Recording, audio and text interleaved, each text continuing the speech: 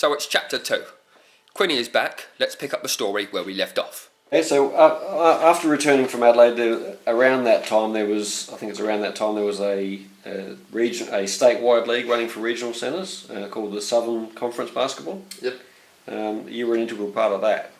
What do you remember about playing for the Wyler Warriors, as they were called?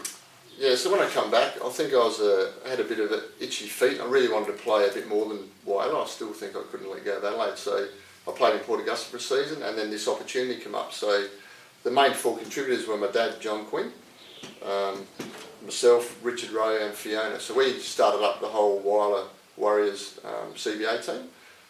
We fully had it sponsored, committed. We had bus trips, hotels were pretty much all paid for. The people just need to commit to it. So we did that for 4 years. So I had Port Augusta, Broken Hill, Puri, Strathalbyn got on board in the end, Adelaide River Redbacks. So, and a lot of those teams had a few extra. One of them had Dwayne Nelson playing for them, a few extra Americans.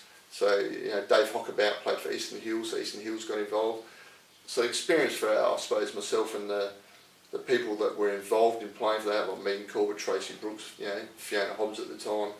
They were three awesome female players that were playing in a team that went away, and we got out a fair few times. Myself, Wayne Wilson, Dave Wilson, Ray Williamson even come away and played a few games.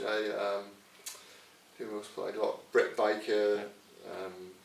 It's just an unlimited name and number of names, and we won a few games, we lost a few, but the experience for those guys to step up to an extra level as to where I'd been in Adelaide they just said it was phenomenal, Yeah.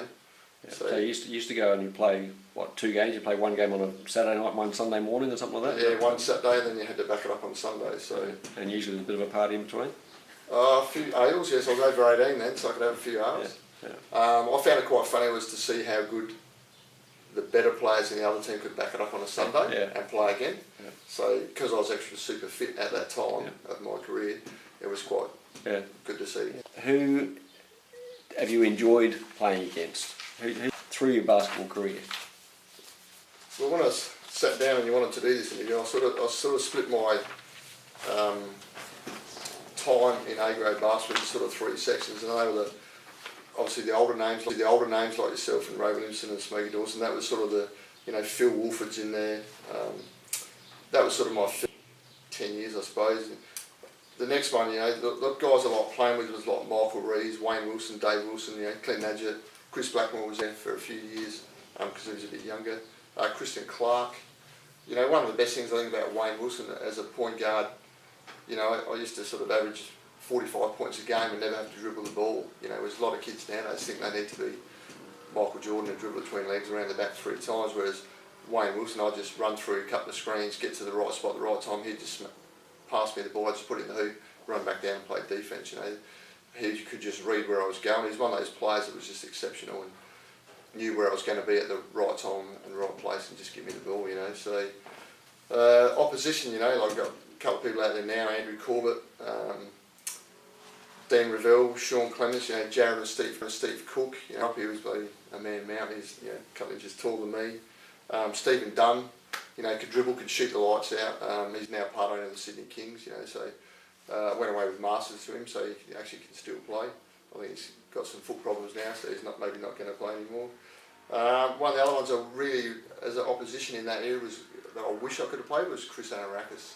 Right. I went away with him to masters as well in Alice Springs, and he can still play, and he's like a Wayne Wilson. The right spot at the right time, he'll just nail you with the ball, and it's coming, and you're going to catch it, and you can just put it in the hoop.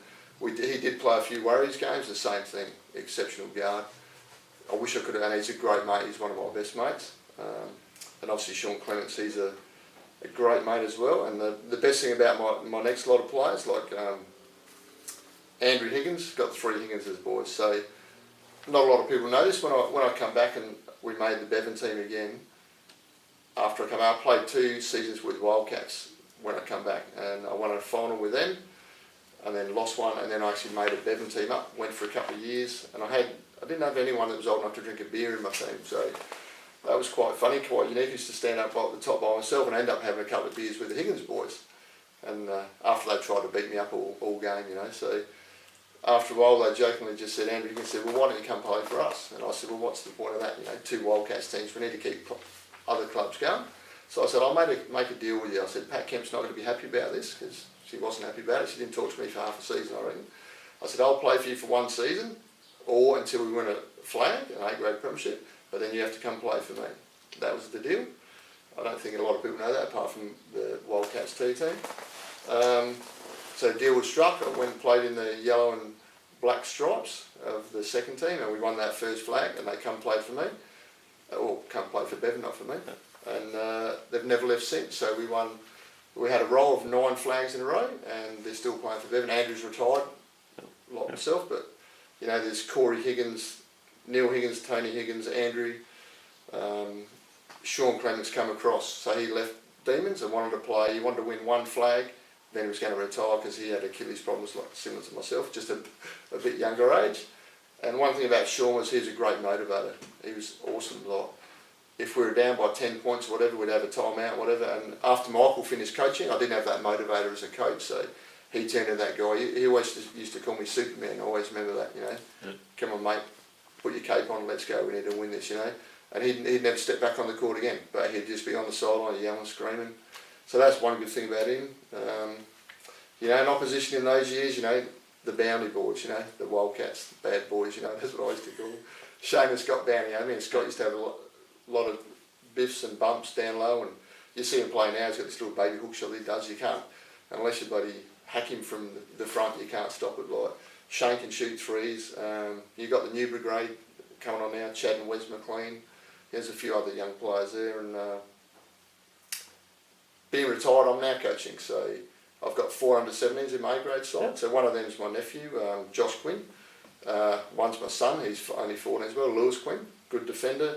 Josh is a good offence. I've got Clay Crompton and Lockie Codip. So I've got 4 under-17s that I'm trying to keep interested, and they're really good, and they're flying in combined, awesome in combined. Yeah, so that's my next stage. I have a question about motivation. If I tried to fail and succeed, did I fail or succeed? Here where Quinny found his inspiration. Surely not here. Was it this chap? Or maybe it was this old lady? Was it this bloke over here? Or maybe it was this man? No, maybe it was this woman. I don't know. Either way, we can find out in Quinny Chapter 3, How Did I Get Here?